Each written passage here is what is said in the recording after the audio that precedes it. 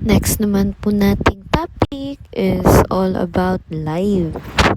So, paano naman po natin papalabasin sa live, sa mismong dito, sa ating OBS, yung ating lyrics. So, maganda dito sa OpenLP kasi we can see na yung lyrics, hindi natin kailangan ng dalawang PowerPoint para lumabas yung lyrics here. So, yung OpenLP may kakayanan siya na magkaroon ng lyrics na lalabas while nag-run din sa presentation. So, una, gagawin po natin is ida-download po natin itong nasa download. So, itong stages na ito. So, itong file na ito is ilalagay po natin, i-extract po natin siya.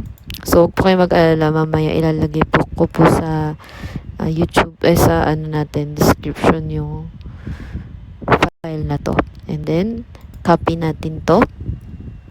Tapos, punta po tayo sa OpenLP, Tools, Open Data Folder, and then, dito po, lagay po natin yung stages. So, feeling ko po meron na data dyan, dito na file, na stage ang pangalan. So, paki-delete po yun. Tapos, ito po yung i-paste natin, yung stages. Next naman po natin, pag na-paste na natin siya, nalagay natin siya dito, punta tayo settings, configure, OpenLP, and then, punta po tayo sa remote interface, and kunin po natin yung stage view URL. So, ito pong stage view URL na ito, kumbaga, ano ba yung nasa stage? Ano ba yung nandito sa iyong, nandito po sa inyong live. So, for example, opening song. So, dito, opening song. So, yun po yung nakalagay sa kanya. And then, next po natin, pag nakuha na natin yung stage na yun, since meron po tayong nilagay na file kanina, yung sa data natin, yung stages, so meron po itong mga files. So, yung lower third, ito po ay gawa mismo ng isang programmer wherein pinapalabas niya yung lyrics dito sa baba. So, for example, dito po, stage, tapos lower third. So, ito po, hindi yung lower third, hindi po siya gagana sa mga custom slide or other. Gagana lang po siya kapag ito po ay song. For example, ito po. So, Sukdulang Biyaya. So, gumana na po siya. So, ito, yung kukunin natin, itong lower third na to, yung kukunin natin dito sa ating lyrics. So, copy natin to.